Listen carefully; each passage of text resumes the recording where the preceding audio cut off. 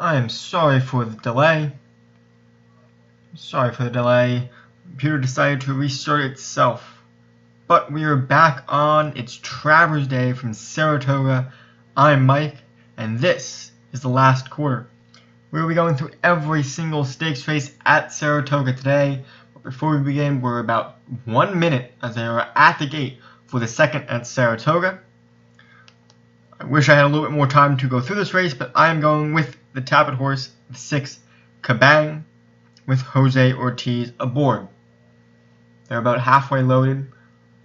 The current favorite is at 5-2, the 8 Sport with Irad Ortiz Jr.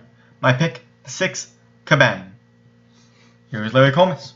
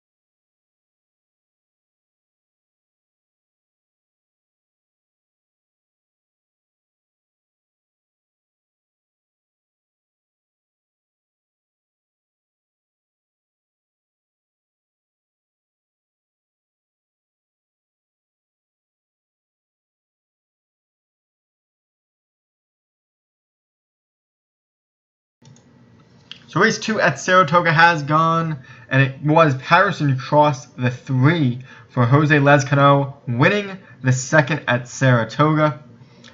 But we have many more races on tap. A 13 race card here from Saratoga today, headlined by the Travers, the Midsummer Derby, and one of the best 3-year-old races of the year, and perhaps the best 3-year-old race of the year.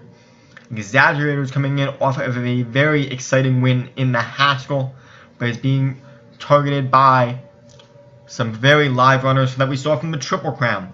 Belmont winner Creator and runner-up Destin, as well as Gunrunner, who ran pretty valiantly early in the Haskell but just faded away coming back, as well as some newcomers to the show.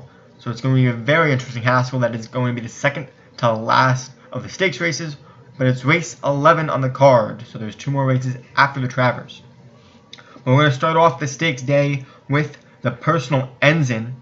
It's a grade 1 race for 3-year-olds and up, fillies and mares, going for $750,000. They'll be going 1 mile and an eighth on the dirt track. They'll be basically wiring the track. A very good field here.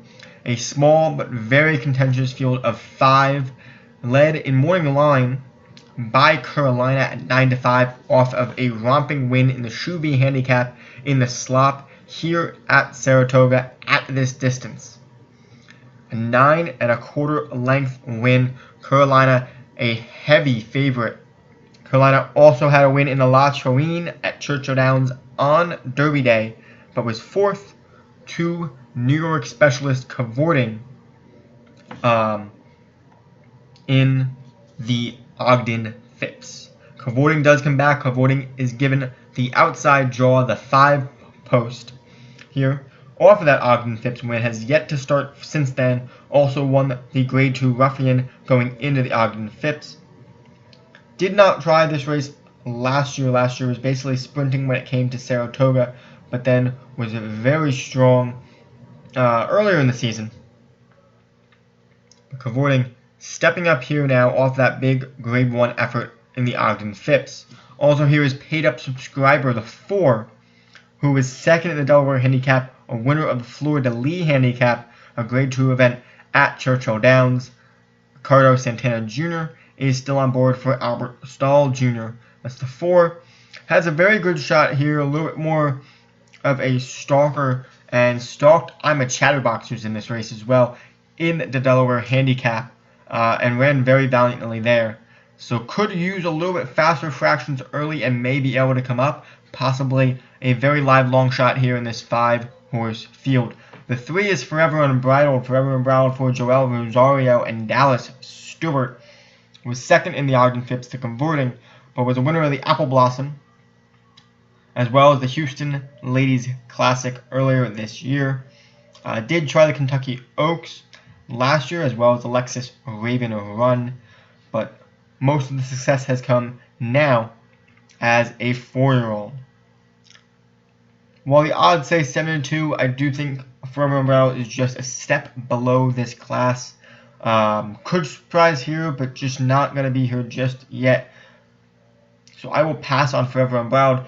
Now the 2 is Carolina, that's the favorite, and the 1 is I'm a Chatterbox, who was a winner last time out in the Delaware handicap after prepping in the Obia handicap. Another a romping win there by 8.5 lengths, but a 2 1/4 length victory in the Delaware handicap with Laurent Giroux aboard, the regular rider.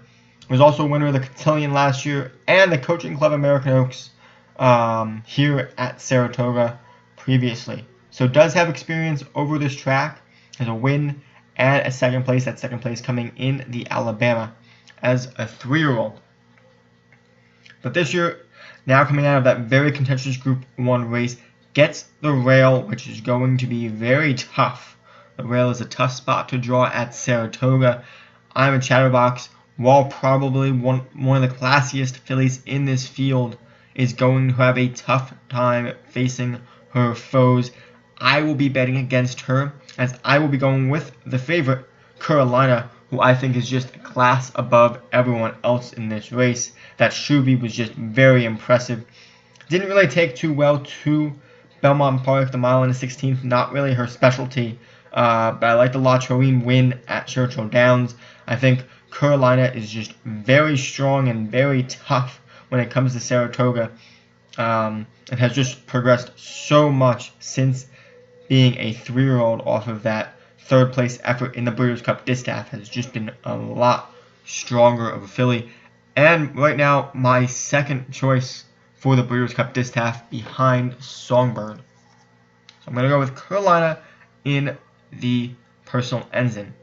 Personal Ensign also starts the $250,000 guaranteed pick 6. That's races 6 through 11. So starts with the Personal Ensign, ends with the Travers, an all stakes pick 6, which is going to be very difficult, but will surely pay very healthy. Moving on to race 7, that is the Ballerina, which is more for the fillies and mares, 3-year-olds and upwards, $500,000 in this grade 1, 7 furlongs, sprinting, and we have a defending Breeders' Cup champion. The Breeders' Cup filly and mare sprint champion, Wavell Avenue, is here, making a return after a very strong win in the Shine Again Stakes here at Saratoga at the beginning of the month. So Wavell Avenue will be tough, going off at having a morning line of 3-1. We're going to start at the top of the chart with Bird at the Wire, who has been running at second level sprinting races and is just getting unlucky. Tried 7 furlongs, a 4th by 3. Really, the Humana Distaff was just too tough. 5th by 10 lengths to Terrace and Stonetastic, who were just so much the best in that race. And then tried the Princess Rooney, who was just close, but not enough there going down to Gulfstream Park. And then decided to extend, but did not take to the sloppy track well in the Molly Pitcher. So returns now to a fast track here at Saratoga. Returns back to 7 furlongs, but gets the rail. And not a good spot for Bird at the Wire, who could become a very good sprinting filly, but for now, I will pass. The 2, though, is By the Moon, where JMS stable Javier Castellano will be aboard, and winner of the Beto Roses handicap at the end of June at Belmont Park, going 7 furlongs, was able to beat Wavell Avenue, who probably needed that race there, but was able to beat Wavell Avenue back at Belmont, and is going to be live here. Did run last year in the test stakes here at Saratoga, losing to Convorting, but finished a very good 3rd by 4 1/4 lengths, and was closing pretty stubbornly, but just didn't get up enough. But continued to run. Probably might need a little bit more distance. A mile might actually be her specialty. She did finish 2nd by a neck in the Acorn last year to Carolina. But By the Moon, who is a very live horse, sitting at 6-1 on the morning line, is going to be dangerous, and one you should use in your pick 6 and multi-race wagers, and maybe one to use underneath in trifectas. The 3 and my top choice is Paula's Silver Lining. 2nd by a neck last time in the Honorable Miss Handicap, a grade 2 event here at Saratoga, was the winner of the Vagrancy and the Distaff Handicaps, both grade 3 events at Belmont and Aqueduct respectively. And I think Paula's Silver Lining is sitting on a very good effort, was very good last time, just very unlucky, ran probably the 2nd best race of her career, but the best race of her career in a stakes race. And so it's very interesting to see what this daughter of Ghost Sapper will do. Another one for Michelle Nevin, who is also the trainer of By the Moon. And you get a low price, and you get Jose Ortiz out on her. Was the favorite last time, just couldn't hold on, was fighting very strong down the stretch, but just didn't hold on after getting the lead right off of that last turn. But Paula Silver Lining is my top choice here. Moving on to Sheer Drama, the 4, Sheer Drama with Joe Bravo aboard, has just been very unlucky this year after a win in the Madison. Just did not have a good trip in the La Troine, and once again, a horrible trip in the Ogden Phipps. She has been having some trouble braking. I'm wondering if they got that fixed here. I'm going to give Sheer Drama a race before I would use her again, because I don't think that she has overcome whatever trouble is ailing her even after this layoff. So I will be passing on Sheer Drama. The 5 is Sarah Sis, 21 with Florent Giroux. Ran in the Honorable Miss last time, but was just well beaten. Her last win came in the Chicago Handicap at Arlington Park on the synthetic in June. Florent Giroux does step up aboard, so a step up in class. Florent did ride Sarah Sis in the Lexus Raven run last year, and that was to a win, so he does know how to ride her, but she was also running against a little bit lesser class there. The Lexus Raven run usually comes up a little soft because of how close it is to the Breeders' Cup. So, who she beat, somewhat weaker, a weaker class than what she's facing today. Sorry, Florent, I won't be using Flo today with Sarah Sis. The 6 is a new shooter of the field, ran a good third to Wavell Avenue in the Shine Again in her North American debut. Linda, who was originally from Chile,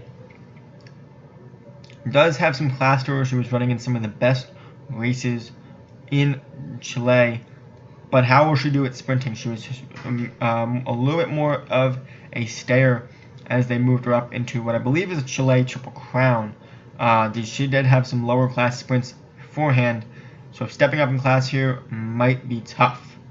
Spelling Again is an interesting one. The winner of the Princess Rooney, a Grade 2 event at Gulfstream Park as part of the Summit of Speed card. Spelling Again is improving.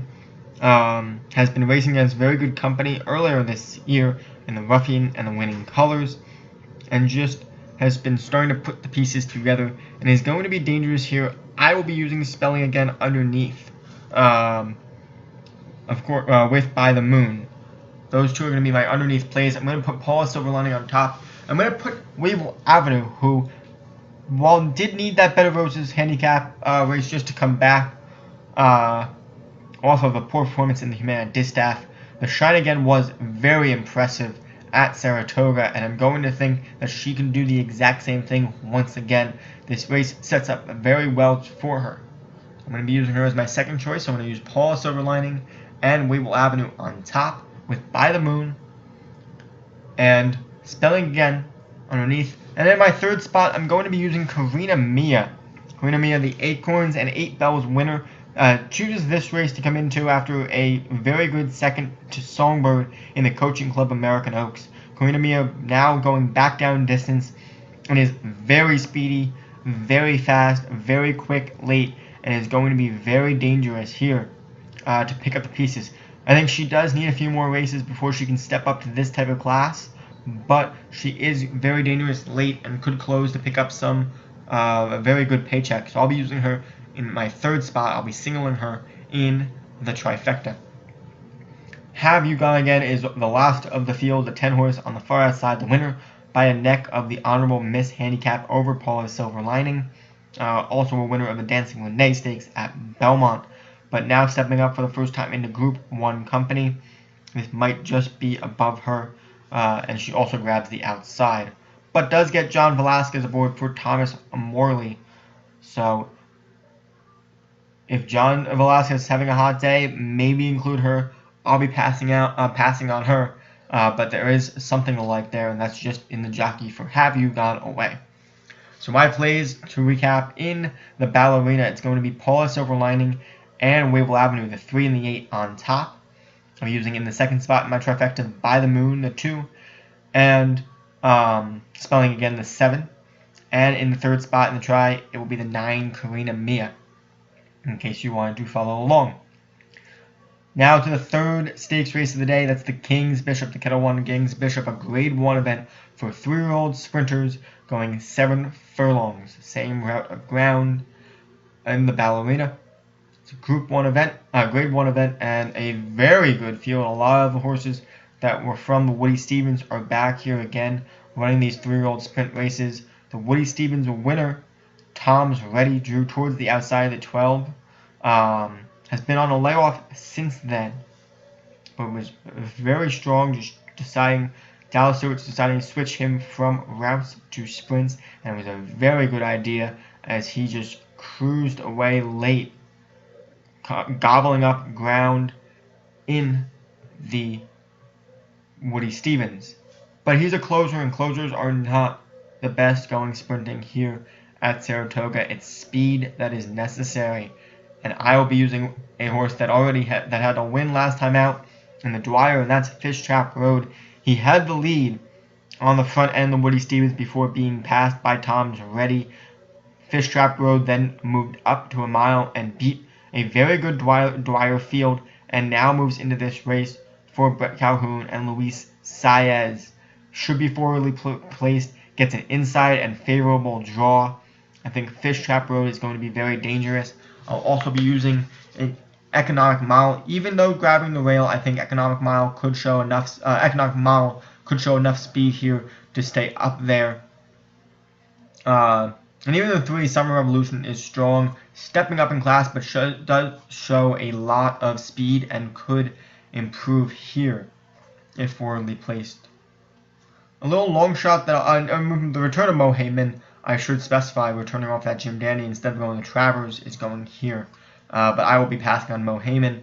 I'm not keen on him as a sprinter. And I'll also be using No Holding Back Bear as my long shot.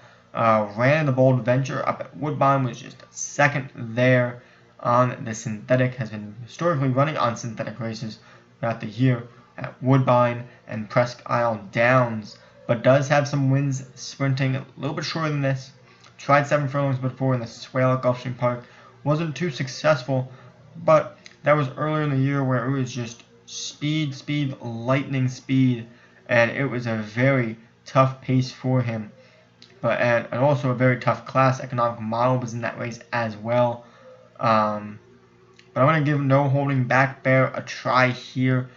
I liked him when he was in the Bold Venture, just didn't hold on. But I'm going to use him back here. So that's going to be my plays in the Kettle 1 King's Bishop. So Fish Trap Road, my top pick, with Economic Model, Summer Revolution, and No Holding Back Bear underneath. In the third race, we're continuing the sprint. Another 7 furlong sprint. It's the Priority 1 Jets Forgo Stakes, a Group 1 event. 3-year-olds and up for $700,000. And a big scratch here in Marking. Marking is not going to run. Was the second place finisher in the Belmont Sprint Championship. Kieran McLaughlin scratching Marking here. Was 3-1 on the morning line. So current favorite, it looks like, will be AP Indian, who is the winner of the Belmont Sprint Stakes at Belmont Stakes Day, and the Alfred G. Vanderbilt Handicap, a Grade 1 event. That was at the end of July here at Saratoga. And so AP Indian, now after that Grade 1 win, is going to try to come back here and capture another one. And he likes Saratoga. I could see him doing it. He already has a win here. And with the scratch and Marking, he should be able to get up very early. I think AP Indian, although on the outside, is going to be very strong here. Another horse that's going to be strong is Ready for Rye. Ready for Rye ran the Belmont Sprint Invitational. Was just third there behind AP Indian and Marking. I'm going to use him back here off that layoff. The layoff should suit him well. And Saratoga should be a little bit better track for him. He did win the quick call last year here at Saratoga and gets John Velasquez aboard as Javier Castellano will be taken off of him to run Limousine Liberal for the first time. So John Velasquez on Ready for Rye, a very strong move, and I think he could be stepping up for Tom Albertrani. AP and Ready for Live, very live in the Forgo, and don't discount Stall Walking Dude at 8-1, a very good horse who will improve going to 7 furlongs. Ran the Carter Handicap at 7 furlongs. That's a tough race. Came up a muddy track and then ran 2 more on a muddy track. But he did win at Gulfstream Park at 7 furlongs last December on a good track, but a lot better than that muddy track that he had to keep facing in the spring. Was a winner by a neck, and then lost next time out to XY Jet, that very, very speedy sprinter, just dominated at Gulfstream Park over the winter. At Saratoga last time out, Stall Walking Dude did win the Tail of a Cat Stakes. I'll use Stall Walking Dude as a choice underneath, behind my 2 choices, Ready for Rye and AP Indian. And of course, Next up is the Sword Dancer. The Sword Dancer is not a tough race on paper at all. I will be using Flincher. Flincher will be my best bet of the day, and he's probably going to be 1-5, if not 1-9. That is how good this horse is. There will be no show wagering, so not a show plunge on him. But a little bit about Flincher. He was the winner of the Sword Dancer last year. He came over to challenge it on his way to the Arc de Triomphe, where he was second behind Golden Horn. He then went over to Longchamps Hong Kong Vase, which he won the year previously, but was lost a close race to Highland Real. They would then, Juddmonte then announced that he would be moving to America for Chad Brown to contest the Breeders' Cup Turf. And so Chad Brown kept it on the shelves until the Grade 1 Manhattan on Belmont Stakes Day, and he just romped. He was such a strong runner coming from behind, and it was just too impressive, beating a very good field in the Manhattan. And so he had a field of 9 to face there. He had a field of 4 to face in the Bowling Green, and that was just so impressive. There was no speed at all early. He just stayed behind, and he closed in a absolute hand ride. Flincher, so impressive of a horse. Flincher is going to be my top pick of the whole day, top pick in the Sword Dancer. Now you're probably wondering what value is there underneath. A lot of people are going to use Twilight Eclipse underneath, or even Grand Tito, who drew the rail. I'm going to go a little bit elsewhere. I'm going to go with the Shipper and Ordinate for Chad Brown. Chad Brown is notorious for entering a lot of horses in turf races. He has 3 here. Inordinate, of course, Flincher, and Money Multiplier. And usually when he enters 3, he takes at least 2 of the top 3 spots. I like Inordinate now stepping up in class. Did run in Grand Stakes group races over in France. Has been running an allowance optional claiming company recently. I just don't think he's found his spot. He should get a little bit more speed here. He's also still looking for his first official win here in America. As his one win here, he was disqualified and placed 5th. Now we're using Inordinate with Aaron Grider aboard. 30-1 morning line. I think we can get some value there. Flincher, who is 1-5 morning line, will be the top pick. So I'm going to do Flincher over Inordinate at Chad Brown Exacta. But on to the next is the Travers Stakes. $1.25 million on the line here for 3-year-olds. A Midsummer Derby, a very historic race. We watched last year Keen Ice upset Triple Crown winner American Pharaoh here at the Graveyard of Champions. And who will try to upset Exaggerator and Creator in the Travers? So I'm going to go horse by horse, a little bit about each horse, and seeing where we can find a good selection here in a very tough to handicap Travers. So the one is Arrogate for Bob Baffert and Mike Smith. Allowance optional claiming company over at Del Mar and Saratoga. A winner of 3 straight and an improving 3-year-old. They're going to step up well in class here from this company, from Allowance Company to now Stakes Company. Was Triple Crown nominated for Juddmonte Farms, so does have some class in this horse. Going 10-1 morning line on Arrogate. But and of course Mike Smith coming out. Mike Smith is very good at Saratoga, and he rides to win every time. He doesn't race too often, but when he does, he is most surely a factor. Arrogate for Bob Baffert. The 2 is American Freedom. The other Bob Baffert runner that has Rafael Bejarano aboard was a winner of the Iowa Derby back in the beginning of July, and then came back at Monmouth in the Haskell Invitational and ran a very good second to Exaggerator, but just couldn't keep up with Exaggerator over the slop. American Freedom is very interesting, but American Freedom reached 2 very favorable tracks for his running style, both Prairie Meadows and Monmouth Park. Saratoga not as favoring. I will pass on American Freedom in this spot. 3 is My Man Sam, who ran the Kentucky Derby after a second place to Brody's Cause, a fast closing second place in the Bluegrass. Didn't run very well, just a pretty even effort in the Derby. 11th, came back in an allowance race at Saratoga at the end of July and ran second by a neck to tail of Verve. So, My Man Sam probably needs a little bit lighter class than he's going to face today, but Chad Brown thinks My Man Sam can do what he did in the Bluegrass and pick up some pieces. Might be interesting to use underneath, perhaps in a superfecta if you play one of those. I don't think he's a win contender, but My Man Sam is going to be closing late here at the Spa. The 4 is Governor Malibu for Christophe Clement, was second in the Peter Pan, and then ran in the Belmont Stakes, was a good 4th behind Creator Destin and Lonnie. Then decided to come back. Then decided to come back in the Jim Dandy, ran second by a length and a quarter to Laubon, who just shocked that day. Joao Rosario is still aboard for Christophe Clement, a horse that is very much improving and will be live here. I think Governor Malibu is sitting on a very big race.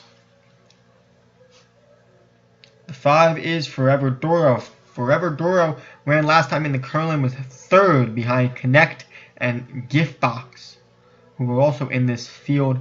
Did run in the Belmont, was a 13th, well beaten there by 17 lengths. Forever Doro stepping back up into Graded Stakes company. Might be a little much for him, but it is Dallas Stewart, and Dallas Stewart knows how to finish well. So definitely going to be one to use in your trifectas and superfactors based on connections, but probably not a win contender here. Anaxi Mandros for Mikhail Yanikov and Lionel Reyes. This is a runner that ran last time out in the West Virginia Derby, a good 4th, but beaten by 7 lengths to Cupid, who was a runaway winner there. They just tried to keep him up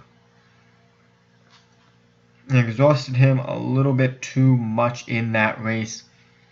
Anaxi Mandros, 50-1, seems a little short on this runner. Next up is our Preakness and Haskell winner, Exaggerator. He's going to try to win the Preakness, the Haskell, and the Travers, a very rare triple. But Exaggerator just absolutely dominating the slop. He ran a beautiful race, and that was after some problems. There were some problems with him there, where his training just wasn't going well. They were going to go to the Jim Dandy, and then they skipped it. Instead, though, they ran in the Haskell. I will pass him on the Belmont because he did have some back problems in the Belmont, so I'm going into it. So I'm not going to say that race was anything what he could be doing. We saw what he did in the Preakness. We saw what he did in the Haskell, but there's no rain dance today. Today is when he will prove whether he is a true off-the-track horse or whether he can run on a fast track. We will see. I won't be using Exaggerator. I don't think a 1.25 miles is really his wheelhouse. I think he will prefer a 1 mile and an 1/8, but we will see. The 8 horse is Destin, who was second in the Belmont to Creator, had the lead and was just edged out at the wire. A very good run by Destin. He then came back in the Jim Dandy, ran a pretty good 3rd, needed that race. Now stepping here again. Destin very live. Destin is going to be my top pick here in the Travers. Todd Pletcher sending him out with Javier Castellano aboard once again. And he ran a very good race in the Belmont. He does like to have a little bit of layoff, but I think he runs better when he just has just about a month, which is what he has here. So I'll be using Destin as my top choice in the Travers. 9 is Gift Box. Who ran the Curlin last time out, ran the Remsen earlier this year, was 3rd behind Mo Heyman. Remsen late last year, 3rd behind Mo Heyman.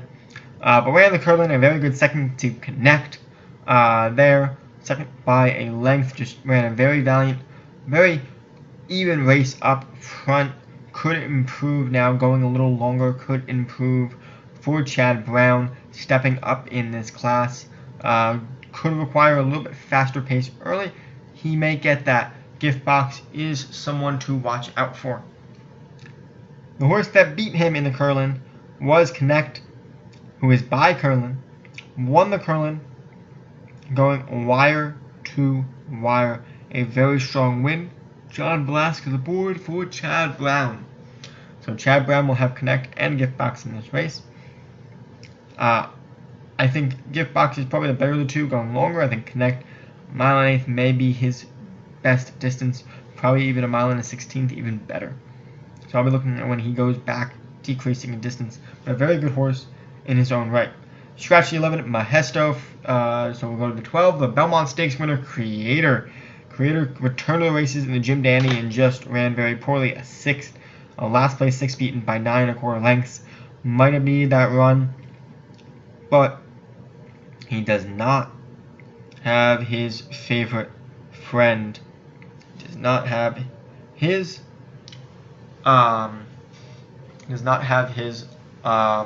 rabbit here, and he is a lot better when he has the rabbit. But Steve Asmussen thinks that he can win here. I won't be using Creator. I just don't think the pace is going to be enough for him. I don't think he's going to get a favorable run, and Creator will not be my choice in this race. Although if he does run fast, if there's a lot of speed up front, similar to last year's Travers, he could pull a Keen Ice and close from behind, but I just don't see enough pace for him. The 13 is Laubon, who shocked the world in the Jim Dandy, beating Governor Malibu and Destin there.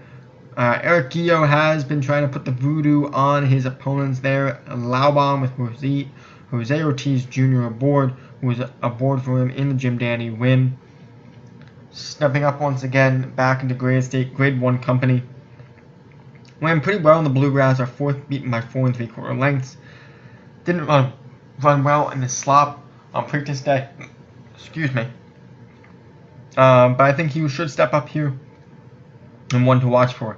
He won't be the maiden winner, but he will be the 1-win winner and trying to go back-to-back off a very good Jim Dandy win. On the 14, the far outside is Gunrunner, who ran very strong early in the Haskell, but then just couldn't hold on in the mud. Was a winner of the Matt win and ran a very good 3rd in the Kentucky Derby. A lot of questions were leading up into the Derby. Could he get a 1 1/4? He showed that he ran well, and now another test at that distance. I think he'll get a 1 1/4. I don't think it's his best distance, but it showed that he can run a very good race going the 10 furlongs. I won't use him here. As much as I like Gunrunner, I think there are other horses in this field that this race sets up for a lot better. But going back, I will be using Destin as my top choice. I very much like this horse. I used him as my top choice in the Belmont, and I think this is going to be his race. He's sitting on a big one. He needed the Jim Dandy race to just come back to form, running at a lot lesser distances. Now going up to a 1 1/4. He ran a pretty even effort in the Kentucky Derby, but he just had some trouble. He broke in, he got bumped. A lot of trouble leading into that race as well. A lot of bumping going on. So we're going to see if he can get a clean break with Exaggerator and Gift Box to his in and outside respectively. He may be able to take this race. Should be on the front end. I also will be using Governor Malibu for Christophe Clement, a very improving horse. Went 2nd in the Jim Dandy and could be a very interesting horse to use. Joao Rosario does know his way around Saratoga very well. So I'm going to use Governor Malibu. So those are my 2 top picks. It's going to be Destin and Governor Malibu. Underneath, I will be using the Bob Baffert trainee of Arrowgate coming in off of this big class hike. I just think this horse is very classy and should run well. I could see this horse being Bob Baffert's choice for the Pennsylvania Derby if he doesn't send American Freedom. Bob Baffert, he loves using the Pennsylvania Derby as a prep for his 3-year-olds for perhaps the Breeders' Cup Classic. But Destin will be my top choice here in the Travers. The Travers going off around 5:45 Eastern Time, 5:44 projected post time. And you can catch that live on NBC, or NBC SN, I don't remember which one they'll be airing it on. But the Travers is the headliner race here at Saratoga. But there is one more, and it's a very exciting one. It's the Boston Spa, the Woodford Reserve Boston Spa, a Grade 2 race, $400,000 for fillies and mares, 3-year-olds and up, going on the turf. And it's the return of a Lady Eli, the undefeated wonder who is recovering off a year layoff due to injury. A miraculous comeback, and she'll be making her first start off of her Belmont Oaks Invitational win last year. She'll be facing some very good company, including Miss Temple City, who went to Royal Ascot once again to try to challenge the Duke of Cambridge Stakes. Another 4th place for her for Graham Motion. She then returned to go to the Diana Stakes, but couldn't get past Decida there. A good 4th by a neck in that blanket finish. So Miss Temple City, 2-1 on the morning line there, versus even money on Lady Eli. But look out for Sentiero Italia. Sentiero Italia just loves Saratoga. They just put her in a nice little prep race going a mile and 1/16th, an allowance optional claiming race. She needed that race off of a layoff since the filly and mare turf. And she ran very well, a winner there, as expected. Last year at Saratoga, she ran in the Lake Placid and won that. And she was a very strong winner at Belmont in the Sands Point last fall. So a very dangerous horse in Sentiero Italia here off of a big layoff since the British Cup going into the Saratoga optional claiming race. And then we have a shipper coming from Germany and Dubai and Great Britain in some of these starts for Thomas Dascombe. She did race in the Della Rose here at Saratoga, but was well beaten, 7th by 3.5 lengths in a very bunched field to Lady Laura. But I think Exili could improve off that effort. Was running in very strong group company overseas. Was running in the Duke of Cambridge Stakes. Lost to Usherette and my Miss Temple City in that race. Was also in Dubai running in the Balanche, as well as the Cape Verde and the Singspiel, 2 Grade 2 events, and the Singspiel just a regular stakes handicap race. Then tried some beforehand was at Doncaster in the JRA Association Scepter Stakes. So it does have some class overseas. Doesn't have any class proven here, but could prove that today in the Boston Spa. But I will be using Lady Eli off that long layoff, as well as Sentiero Italia. My 2 top choices in the Boston Spa. Boston Spa do scratch Sweet Acclaim the 1 in that race if you were just following along and you needed needed the scratches. But Lady Eli's return, a very big one, and one of the many storylines for Travers Day. The Travers Day card is very impressive. A huge slate of stakes races. Don't forget about the big $250,000 all stakes pick 6. But perhaps my favorite of the day is going to be the pick 4 that starts in race 8. It is a huge pick 4 that you don't want to miss. $1 million guaranteed pick 4. I will go through who I am taking in each of these races. The first one is the King's Bishop, where I'll be going the 2 Fish Trap Road, 3 Summer Revolution. I will be using the 7 Star Hill, the 11 No Holding Back Bear, the 12 Tom's Ready. I'm going 1, 2, 3, 4, 5 deep in that race. So we're using the 2, the 3, the 7, the 11, and the 12. Coming into the next race on the day, that was the Priority Jets Forgo Stakes, where I'll be using my top choice, obviously, of AP Indian.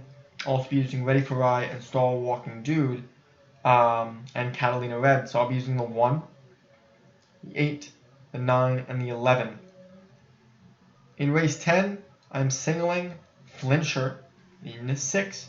And then, of course, in race 11, the Travers, I'll be using Arrogate, American Freedom, Governor Malibu, Exaggerator, and Destin.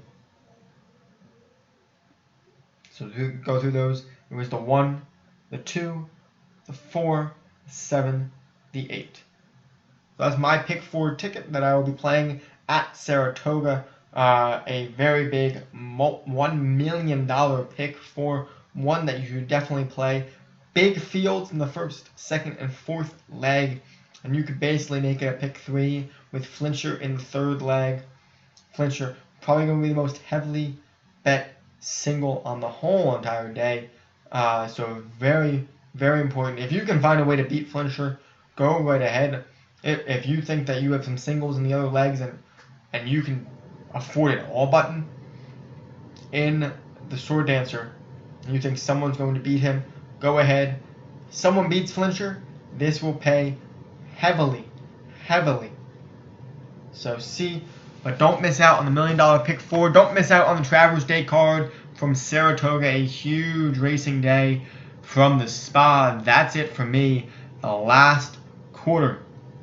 So enjoy all of the racing from Saratoga, racing going on. Currently, race 4 is about 21 minutes away. A huge day on tap of racing. Good luck and enjoy the summer of Saratoga.